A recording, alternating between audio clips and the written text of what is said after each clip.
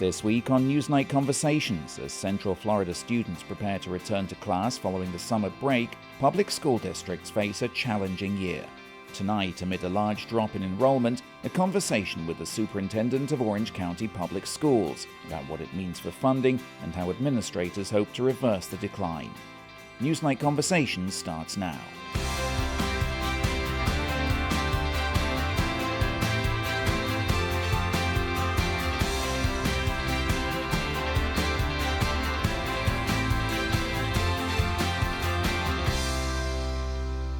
Hello, I'm Steve Mort with a special edition of Newsnight Conversations. Dr. Maria Vasquez has been in her role as Superintendent of Orange County Public Schools since 2022. She had previously been an educator for more than 3 decades and the district's Deputy Superintendent since 2018. Since taking the helm 3 years ago, Florida's K-12 education system has faced significant challenges, including devastating learning losses triggered by COVID lockdowns. But possibly the biggest challenge since the pandemic is enrollment.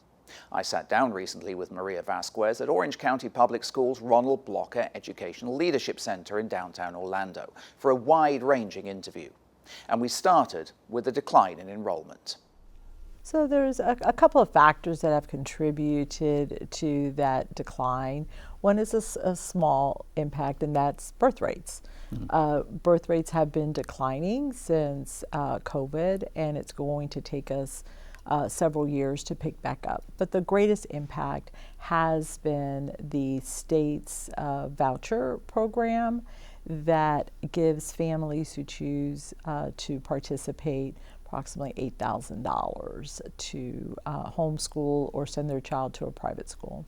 You've talked about your support for school choice. I have. But I wonder whether you can have school choice at the same time as having thriving public schools. Does that cause a problem in public education? So I am a very strong supporter of school choice. Parents are their child's first teacher. I personally had 3 children, all very different, and I believe that they have the right to be able to evaluate what supports and resources are available for their children to be educated. What I have a problem with is not properly funding those choice options, and I believe the state could do that if they chose to do so. What's happened is that they have said that they have, taken some of those dollars and put it back in through the base student allocation. But when you take a look at the amount of money, the increase, which is approximately, I think, $45, that doesn't begin to cover the losses that we are experiencing because of the choice program.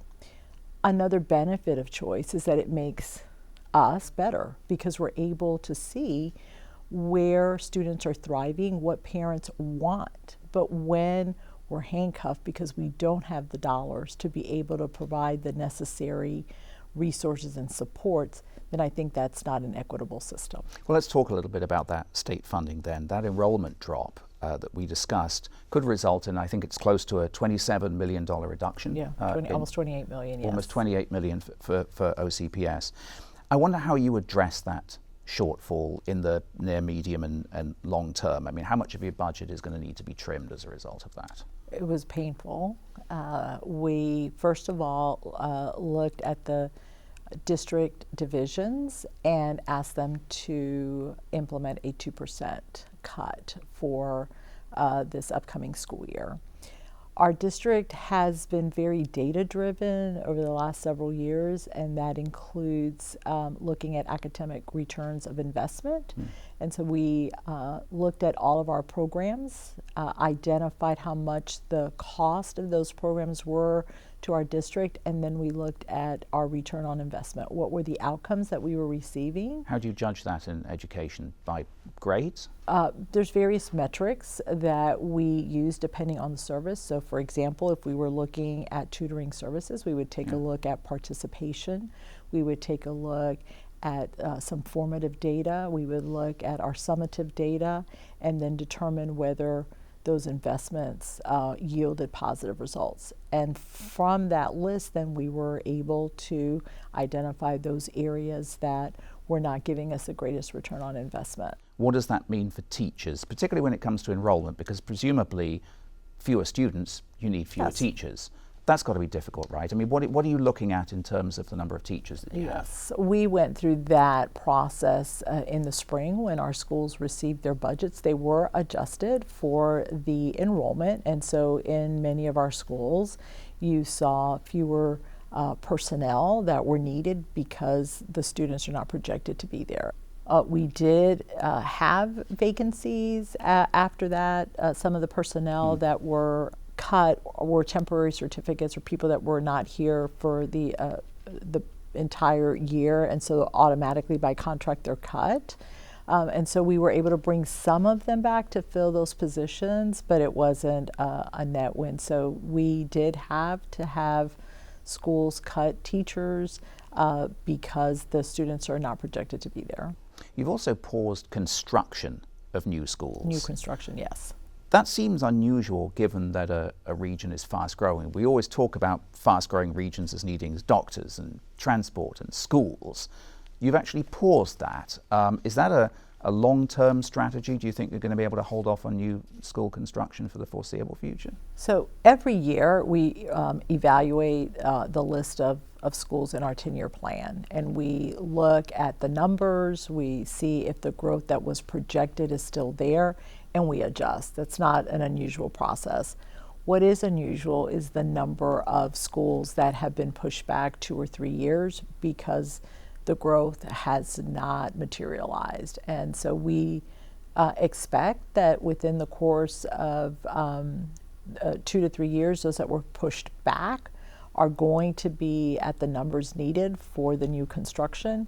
And our projections do show that over the next 5 to 7 years, our enrollment is going to be back to where we expected it to be. That declining enrollment and that the birth rates are going to be a thing of the past. But you're still going to need to do some work here in terms of promoting the value of public schools. Clearly, it's a marketplace at this point, right? I mean, parents put their money or put their faith in wherever they're sending their kids. And at the moment, a lot of them, obviously thanks to support from the state, are sending their children to private schools or exploring other options.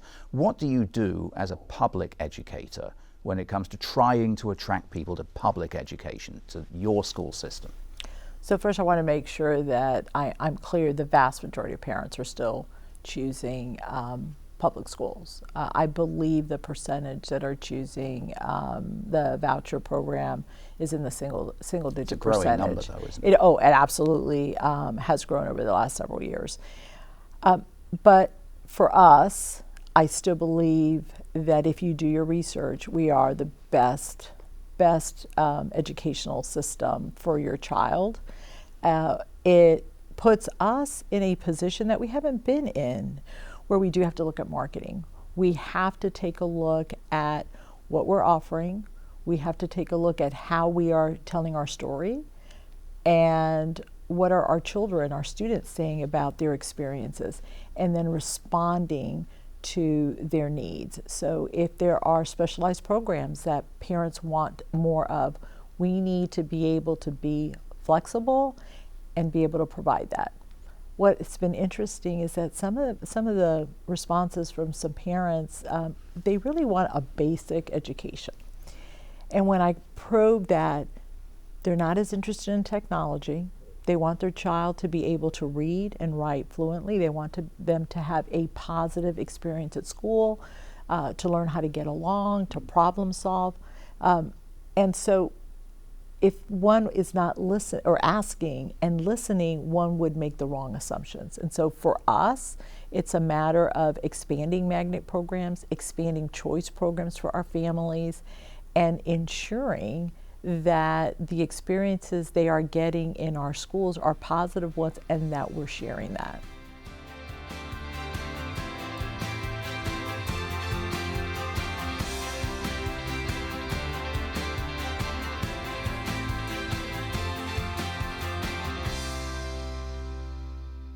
What happens if the Department of Education is eliminated on the federal level, or at least drastically cut? The US Supreme Court has given the administration the green light to move ahead with a lot of its plans on education. What does that mean for a local school district here in Florida? That's a great question. I don't know what that's going to mean for us. I know that currently there is a great deal of angst because we depend on the Department of Education to give guidance to us. We're a very large country, diverse, and while I will acknowledge that there were probably inefficiencies, there were wasted dollars at that level, what we are doing now is creating much more anxiety, and I don't believe it's going to result in better outcomes or more efficiencies. Some better news. Orange County Public Schools and many others around the state got an A grade again from the state. There has been some pushback on the accuracy of these, of how the grades are issued. There's some talk of grade inflation. Schools continue to improve across Florida according to the state. What do you think about the accuracy of these assessments?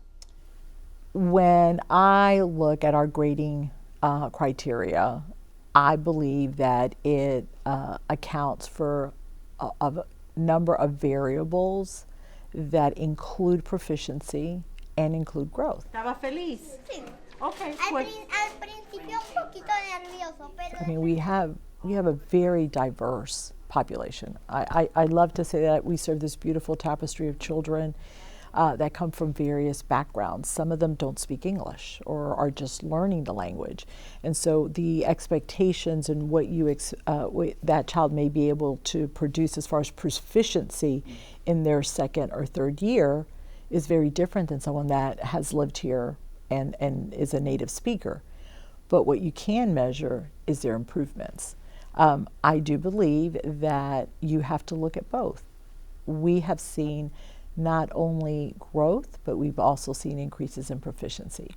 I also want to say that the new assessment system that the state of Florida put into place has helped us tremendously to be able to identify much sooner if a child is struggling, so that we can then intervene and provide the necessary supports so that the child can do better. And I think there isn't enough conversation around what the impact of the new assessment has had on the scores, because now you have a snapshot at the beginning of the year, you have a snapshot in the middle of the year, parents have access to that, and so they too can work in partnership with us to help their child overcome some of those deficit areas or the areas that they have not yet mastered. It's interesting because the learning gains part of this is one of the things that critics point to as being harder to prove than just the raw data, whether kids ace their tests or not. And that should be how school districts are judged, presumably, and it sounds like you push back on that.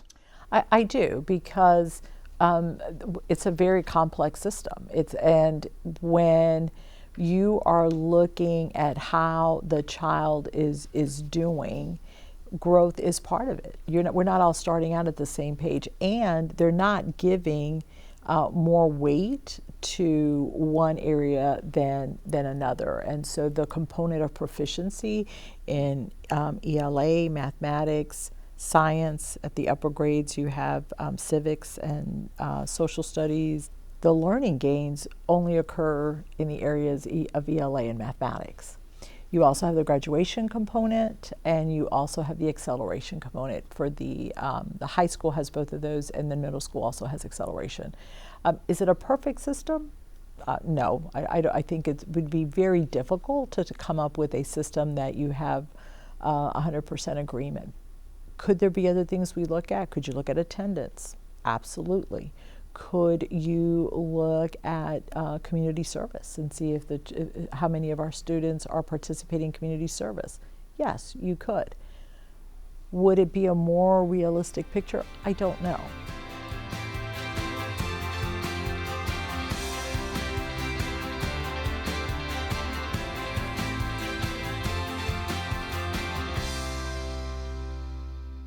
please don't do this to our kids.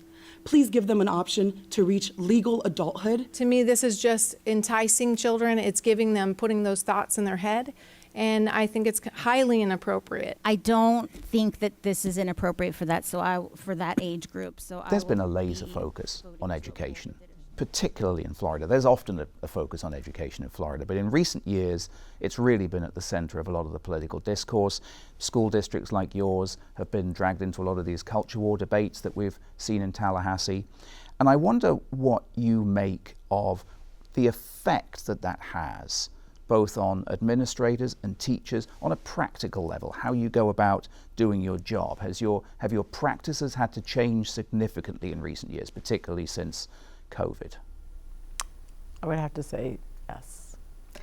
And I don't think that it's all bad, right? I think that some of the changes that have come about were necessary. But I find myself struggling to ensure that our teachers can come in and teach our children without having that added weight that the political climate has had. We are very clear on the standards that need to be taught. We have a concerted effort to ensure that all new policies, regulations, that the laws that come down that are followed, that we put in place systems that clearly communicate what we can and what we can't do. But the emotion that is tied to some of the changes that have taken place in education create an environment for our teachers and our children that I believe competes with having that safe environment where you learn. And it's not something that when I was appointed superintendent, if you asked me that was something I'm going to have to deal with, I would have said, yes, that's on my radar. I know I've got to deal with it. I knew I would have to deal with it as part of my job. I knew it would be something that as a board we would have to work on. But as I'm having conversations with teachers and their perceptions of the impact the laws have had on them and their practice, and not feeling safe that someone could just wrongly accuse them, and then they have to go through that ordeal of being investigated, providing, testimony, is one that was not there. And I think that it has created a deterrence. And the fact that we now have politics that has become a reason why people are not going into that field is very sad. Supporters would say, that it's about parental rights. Parental rights is, we hear a lot about in Yes. Florida, and that goes to the ability of parents to challenge things that happen in the classrooms, whether it's pronoun use or various books or reading materials, LGBTQ issues, that kind of thing. Is it good that parents have the ability to have a greater say in their children's education? Is that what's going on here? Is it just democratization of education? So parents absolutely should have and do have a voice in education. I think what has happened is that things are not always black and white. And what your beliefs are may not be mine. And that has created a tension that is deterring dialogue. And I understand parents were upset because things were happening with their child and they weren't aware of it. And we saw that play out here in this Correct. very room. Yes. And I think as a parent, you have the right to know. I believe that wholeheartedly. The rub comes when the perception that the child is not going to be accepted, or that the child's parent is going to maybe, and I'm just using the topic of LGBTQ.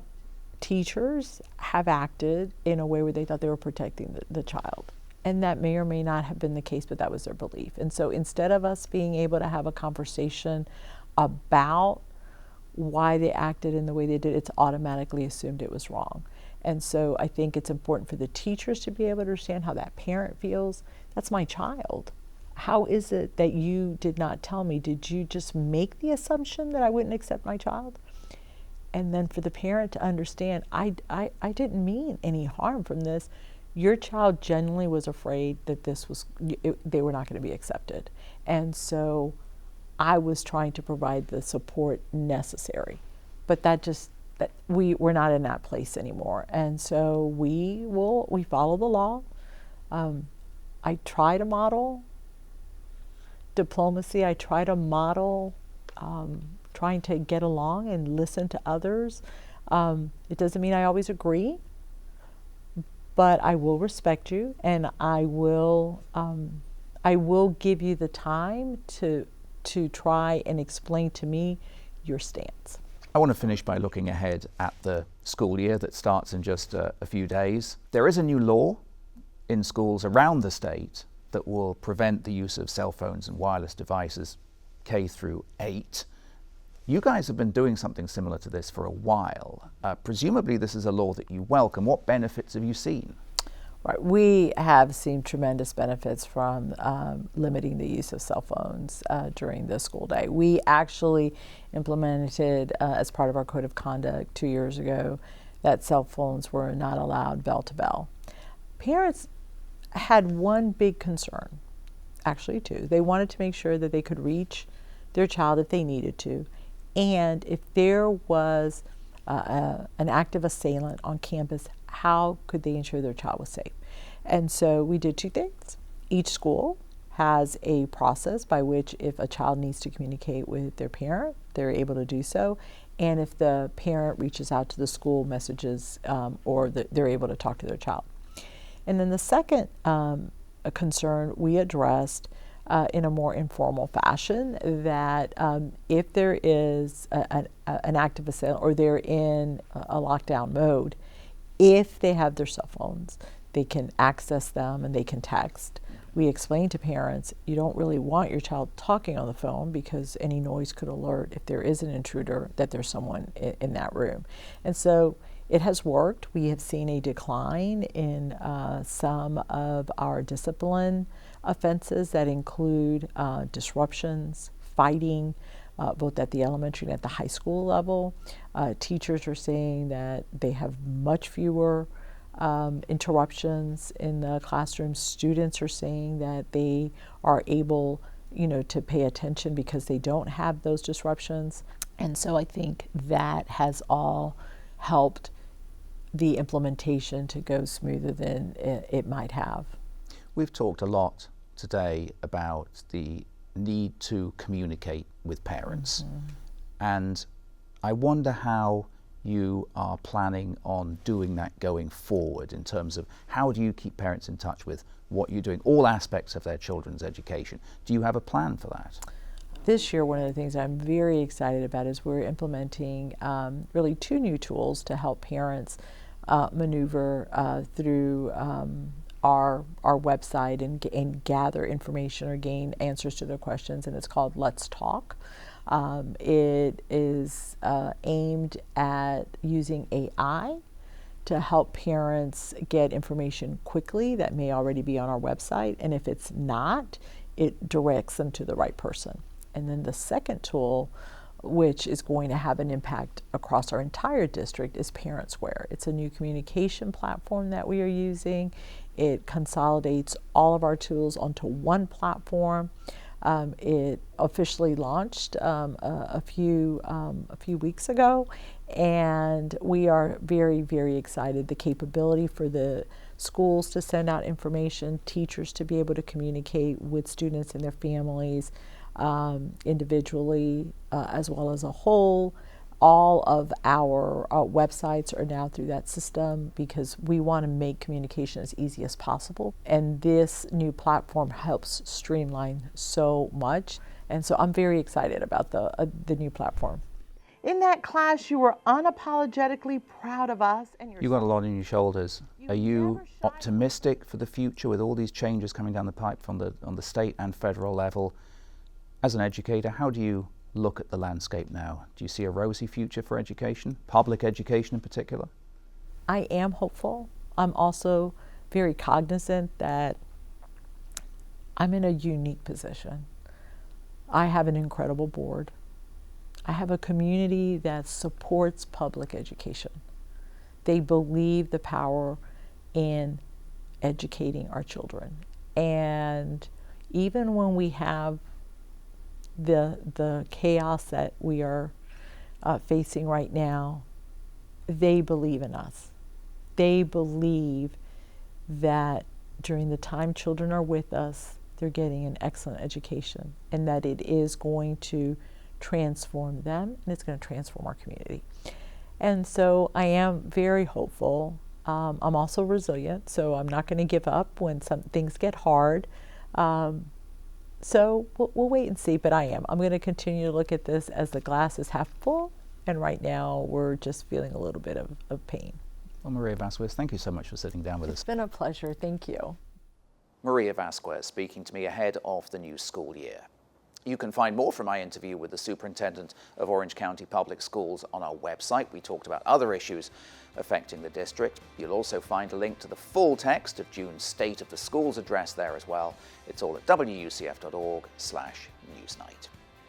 Newsnight will be taking a break next week, but we will return the following Friday night at 8:30 here on WCF. And in the meantime, from all of us here at Newsnight, take care and have a great week.